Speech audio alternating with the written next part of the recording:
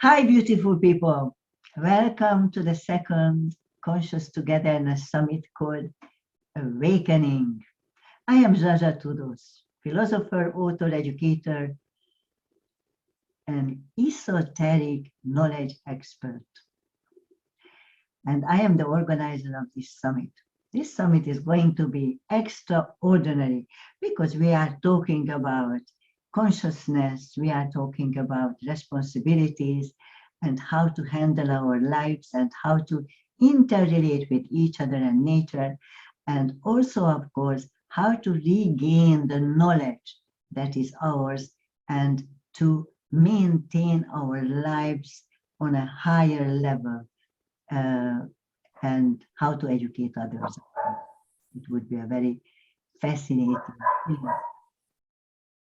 Oh, we have a very friendly dog in the neighborhood. Don't worry about it at all. He seems to be happy. Today, my guest is a very nice, beautiful friend of mine and colleague of mine, very knowledgeable, Ilona Brunyanszki. She is a decision-making coach. And you know how very hard to make decisions, yeah? So she is all about that. She can help you in any way whatsoever. Welcome, my darling. How are you today? Thank you, Georgia. I'm very well and I'm excited to be here. Excellent. I am so excited that you are excited. So we are excited together. Yes. Fascinating. Okay. So tell me all about, I mean, I know you quite well, but not many people do.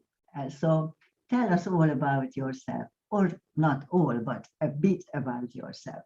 How did you arrive to this coaching business? So I have a professional background of gymnastics coaching. I was a gymnast and I was doing sports since childhood. And during my professional career, of course, I was coaching gymnastics for all ages and abilities, starting from 6 months old all the way up to elderly people. During my career, I started to mentor people how to become coaches. Later on, how to become managers, how to open up their own business, or how to transfer from gymnastics to a different career.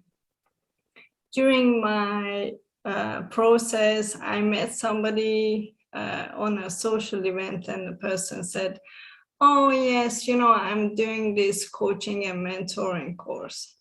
So for me it was, huh? Well, like, I do it too. Like, what do you mean you have a course for it? So I started searching into it. What is coaching nowadays? And I thought, I am doing it already. So let me enroll onto a course and learn about it more in details. And I enrolled to a course where we learned the structure of it, how to deal with clients, and all sorts of other things that I kind of knew already in practice, but now I know it in theory as well. Excellent. It is such a beautiful journey. It really means that we shouldn't give up. We can always change our careers. We don't have to stick to one thing in life, of course, because every human being is capable of doing many, many, many things and even excel in more than one if wants to, of course. It is really nice to see that somebody is doing that. So what is your background like? Where did you sort of grow up? And what is your journey through life? I was born and raised in Hungary. I am a Hungarian. Of course. That's where the accent comes from. I grew up in a tiny village with 500 people. We didn't have anything in the town. We had to travel to a different town for school, for doctor, for any official organizations. We had one small shop where we could buy our groceries. So I really grew up close to nature, observing everything, spending lots of time with family, with nature. And I started education in a nearby city.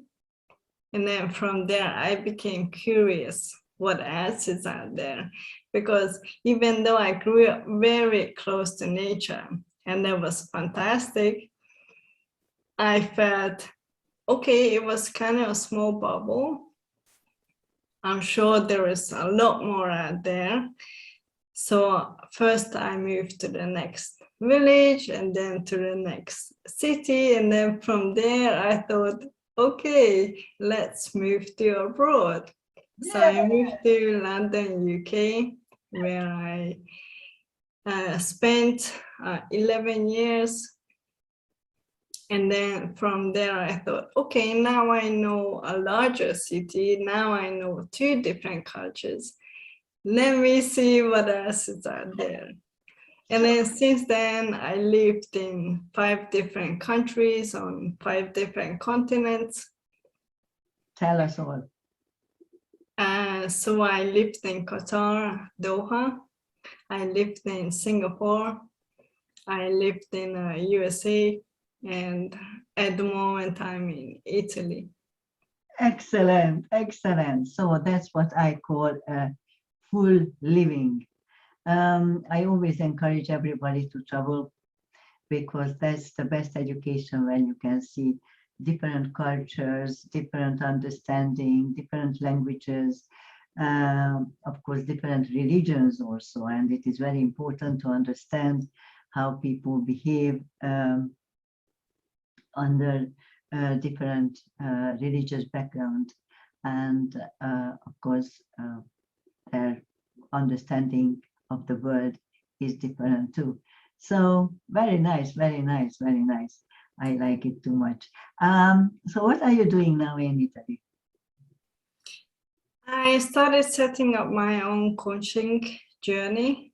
I decided to be a coach online. Nowadays, remote is very popular because of the current circumstances. So that's what I'm doing in Italy. At the moment, yeah. Yes. I have to tell your people that she is a very knowledgeable person, a really good healer, and understands a lot about philosophy and the knowledge. Of course, she's been a student of mine for how many years? 15 at least.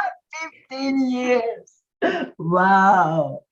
And of course, she is mastering alchemy at the moment. And she's really, really good and knowledgeable with the background.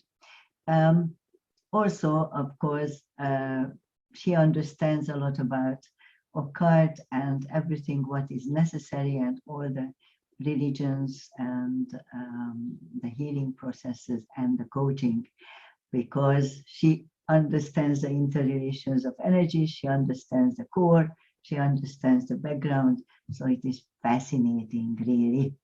So tell us all, what do you think, why your coaching is different or better or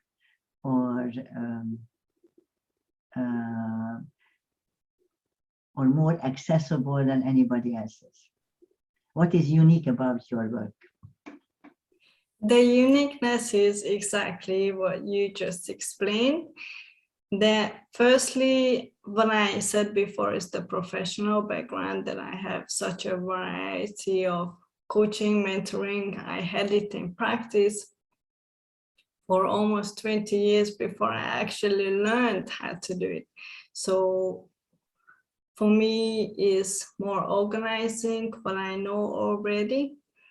The other thing is that the multicultural background, because I'm so curious and interested in living and working with different background of people, different religion, different traditions, different philosophies, different working ethics.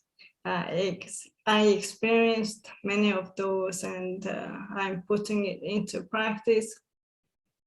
And the third part is that what you explained, that other than the professional background, I'm also very curious and interested in the esoteric part of it, healing, reading people, clairvoyance, where, you know, we clear our senses. I learned alchemy, so I learned a lot about myself through meditations. I'm learning with you for so long, so there is a lot of knowledge that most coaches don't have. So I put all these into one package. When I look at the client, I'm not only going through the structure, I'm not only going through the theory, I not only put in the experience I have, but I also add in the things that people don't see or don't experience, such as reading the person, hearing what the client is not saying, not only what the client is saying, using my intuition and encourage the client to use their own. Excellent. So there is a lot of puzzle coming together. Yes, it's very, very nice. That is something I actually miss in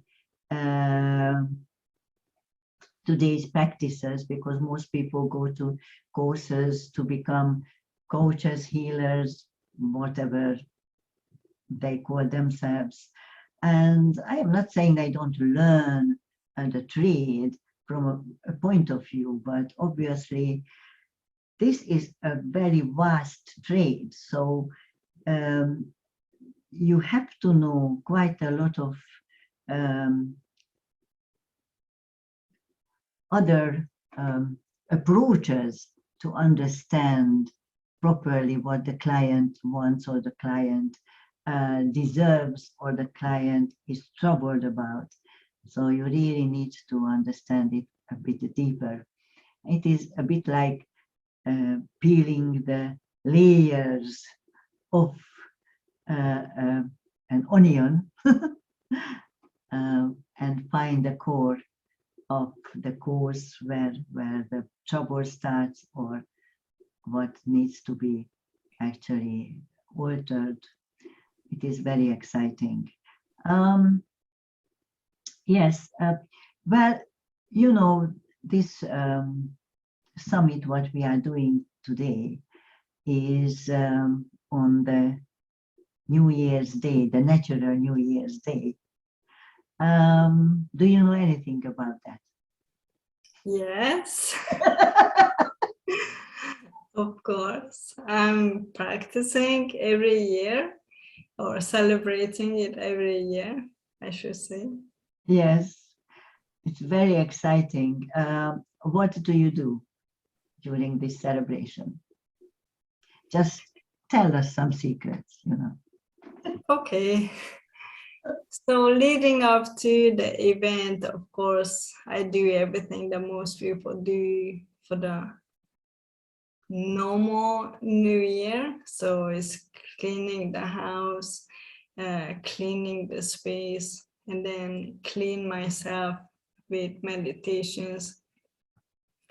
Summarize what I achieved this year.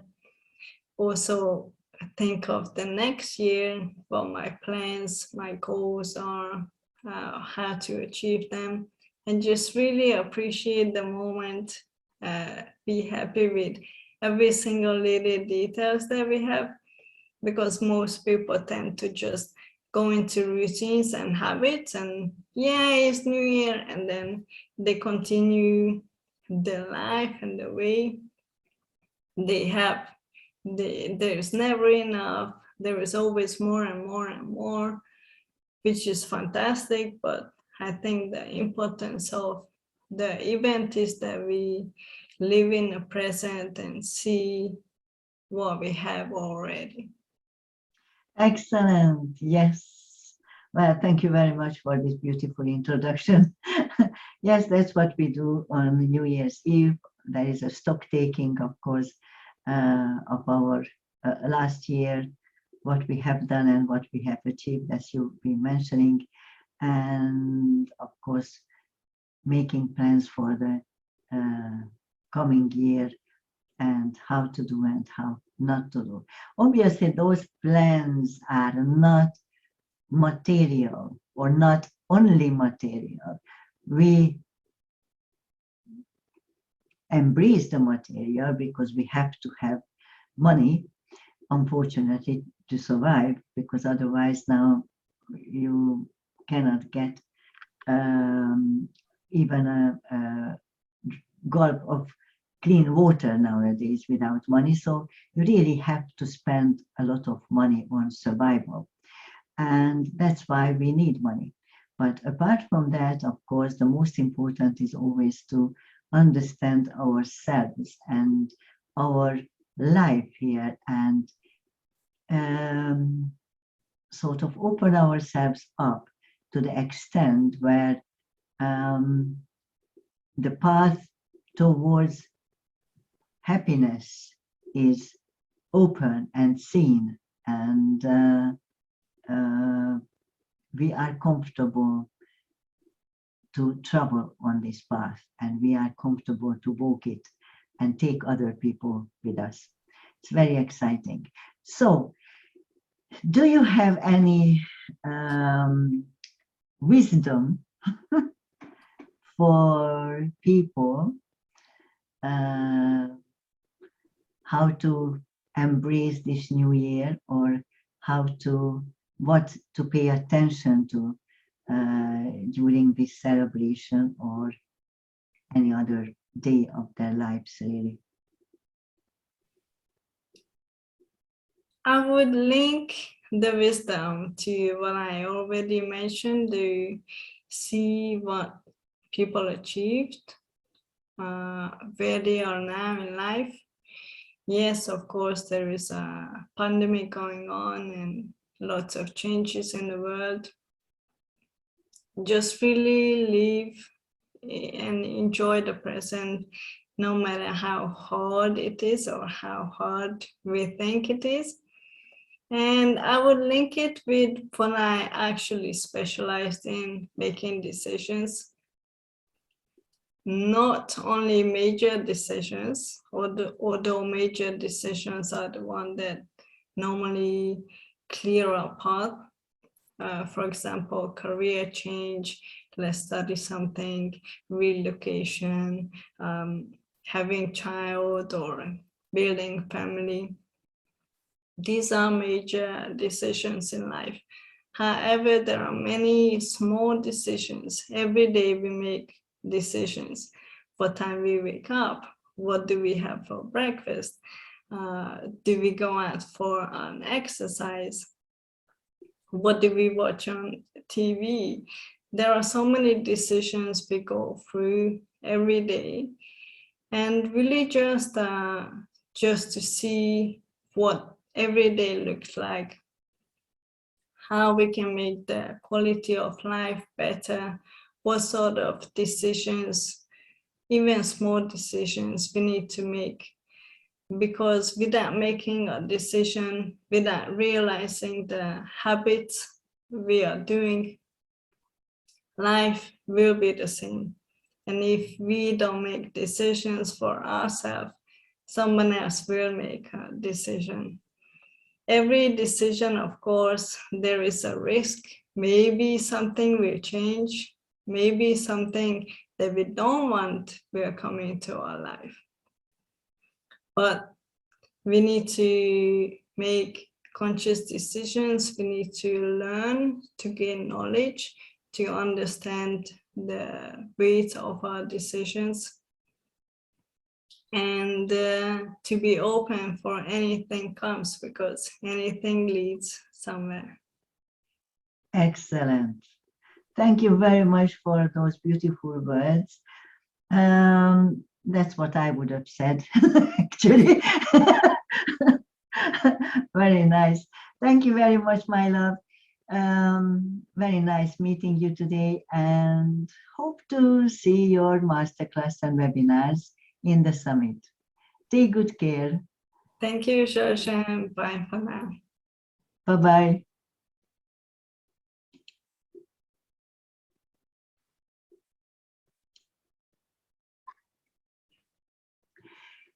So, let us get back to business here. I would like to ask you a few questions about this awakening. What do you think this awakening means? Or what does it mean to you? Awakening means for me is that realize what's going on around us, almost like a real awakening when you are asleep and then you wake up. So for me, awakening is that realize that not everything that in front of us is what it is in front of us. To always ask questions, even if we think the information is legit, just look behind, ask questions, talk to different people. It's okay if their mindset or their view is different, because that's where we can see different point of view. So not always gotta with the same people who agree with us, not always go to the same events, go to the same workplace, read the same type of information, but also to open up the mindset. Extraordinary. That's nice, actually, what you said. Yes, because, you know, this summit is all about awakening, and we are going to do this summit every second month and bringing in more and more speakers and more enlightened people as such. So I am so excited about it, and I am sure everybody who is part of this summit at the moment, because it is so exciting for us. It is a unique situation what we do, and I think we have a really nice bunch of people here.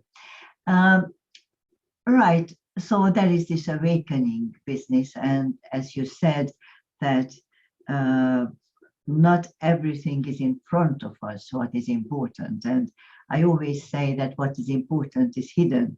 So you really have to dig for everything if you want to figure out what is the truth behind certain situations, or when you want to find links between events and thought forms and happenings as such.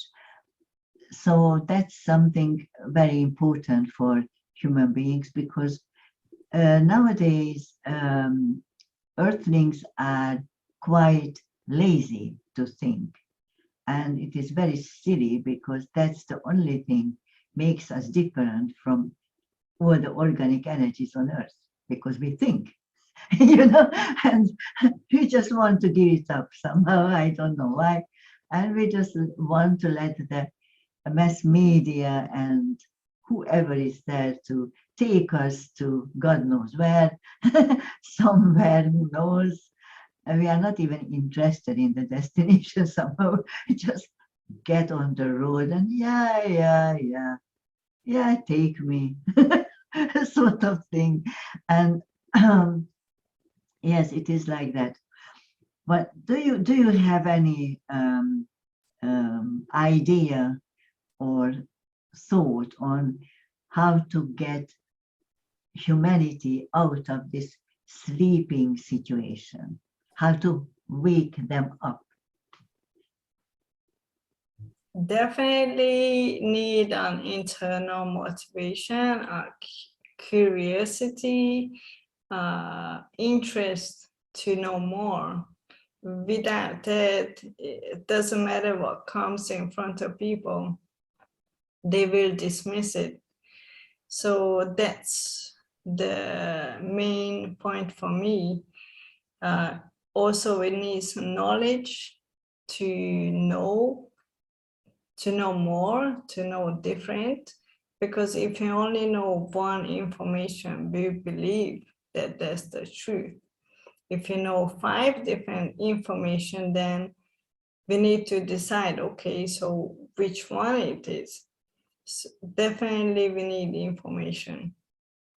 And once people have the information, have the motivation, then they need to make decisions for themselves and for others, for the world, and start taking actions. Start taking actions in a way that makes them happy, that makes a difference, that brings some sort of results other than just be. And let's see. Yeah, that's very nice, very nice. Yeah, I think it is a very good idea.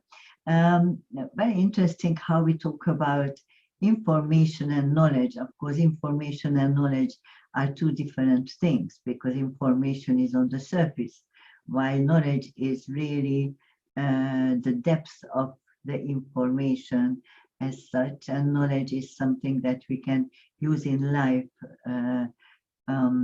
as an experience and enhance our living with it. Yes, as an educator, I know from experience that it is very difficult to teach people who have no information on things. It's not necessary to have the information on the material I am teaching, but on anything really, because then it widens their horizon as such, and they can look at the world from a different point of view, and that is always very exciting. However, if there is no information, then I talk and I teach in vain, because there is no hook to hang on to, whatever I am saying. I cannot just hook it on anything in the mind, so it just sort of travels away, and that's it. And hits the brick wall at the end of the road, and that's it. So it's very exciting. Do you think, or what do you think about the behavior pattern of humanity? What do they need to change in the approach towards life, or towards each other, or existence as such, if you have any? I agree with you what you said, that you are trying to teach, you're trying to educate and give information and knowledge to people, but there is no hook. I also notice it. For me, it's interesting that you asked about habits or routines, or changing anything. I think the first one is to realize that there is a habit that needs to be changed. Because I go on in my little routine, everyday routine. I eat the same thing, I read the same thing, I watch the same type of movies, I do the same work, and people are okay with it. So the very first is to realize that, oh, actually, maybe this is not the only way. Maybe I want to try something else. And that comes from within. Yes, actually, obviously it is curiosity, and curiosity somehow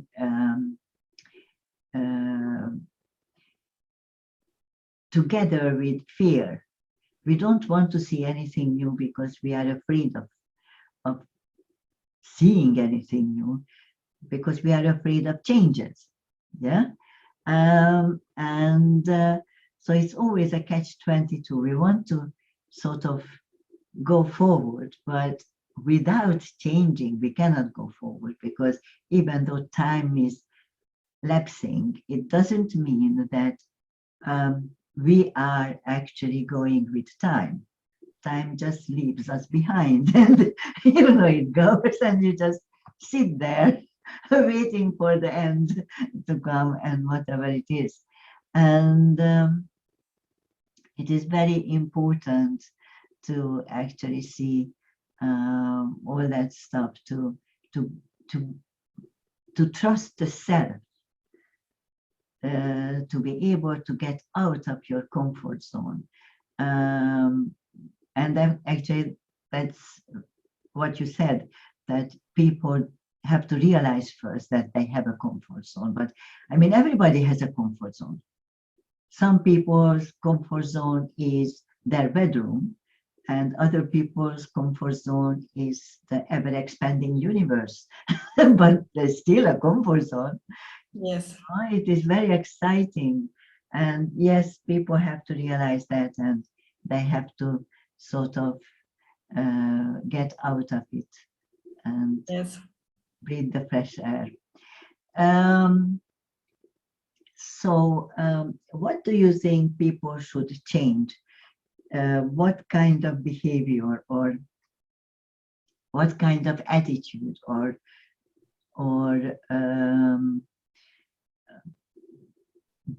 viewpoint should they change to get to the awakening? Of course, that's what we are still talking about. Okay, that's a good question. Yes, It's very, it's a hard question, because obviously it's different for everybody. Yeah. I often talk to people and I ask, oh, hey, what's happening? What's new? What's going on? We haven't spoken for a long time. And the answer is quite often is nothing happened, but it's good. Because what if something bad happens? So, it's true that people are afraid of change, because what if something bad happens? But that can ever happen. Yes, like firstly is what is bad, what is good. We don't know if bad is really bad. And then what if something good happens? That's very interesting.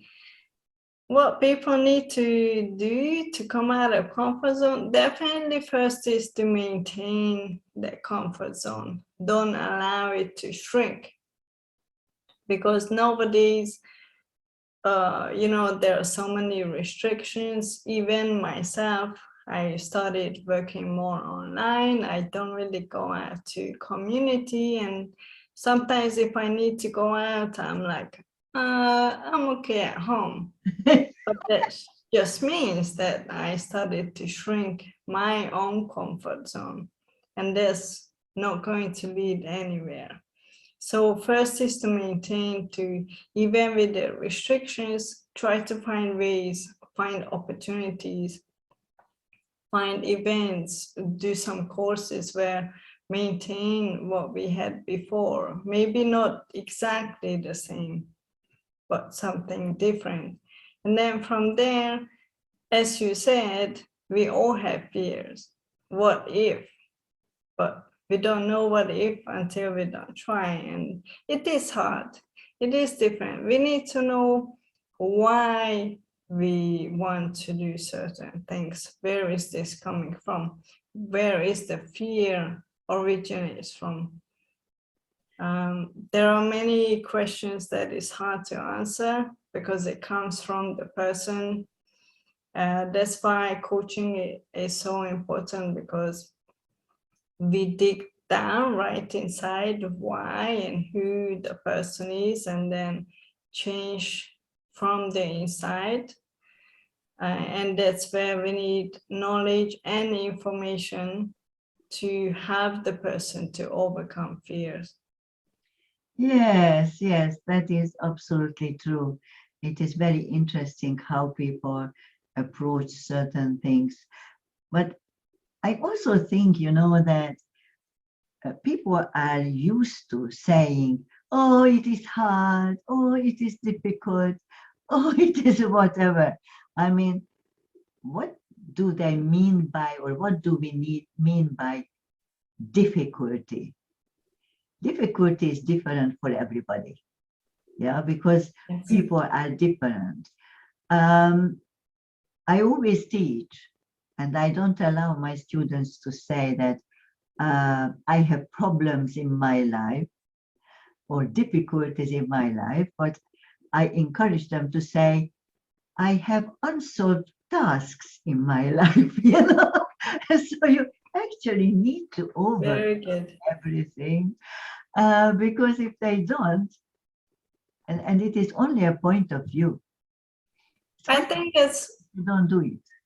I think that's also a habit when someone is straight away says, oh, it's too hard, Yes. or I'm tired. Like, are you really tired, or is it just something that you used to say so you don't have to do something different? Yes, that's true, absolutely true. But I think if you are saying it over and over again, you get tired. Because it just, you are creating this feeling within you, and you are pushing it until you feel tired. Because you want to justify yourself and your behavior. It's really very interesting how people are reacting to everything. And yeah, it is very hard, this awakening business, because as we established earlier, without information or without a hook, without a little interest, we cannot really reach out to anybody. Those people need to have some kind of interest, some kind of responsibility that, okay, towards my own life, that I want my life to be better. And of course, the responsibility for each other, that with my life, if it becomes better, I would help other people's life also. So it is very interesting how people do not realize that, and they make an impact on existence as such, and so they should actually pay attention to things. All right, so what is your final wisdom to to tell people, or to deliver to people, to actually consider, for consideration and for changes? First is, if you are watching this video, you already have the interest, you already started doing something, so definitely you're on the right path. Well done. And if you enjoy this awakening, then that's the first step done, and then don't stop after it. Just keep going. The first step is the hardest. Once you've done the first step, just continue, and the more steps you make, the easier it will become. Yes. Well, yes, very wise, very wise. Well, thank you very much, my love. Very nice talking to you, and hope to talk very soon again. Yes. Thank you, Georgia, for organizing this awakening. That's a major event in the interest of people on Earth. So thank you, and thank you for being here. Thank you very much, my love. Well, it is my pleasure, actually. It keeps me excited, because I always have to do something for the community. Otherwise, I feel my existence is not valid, you know. So I really have to do something all the time. Thank you very much. And we'll see you very soon. Take good care of yourself. Bye. Bye-bye.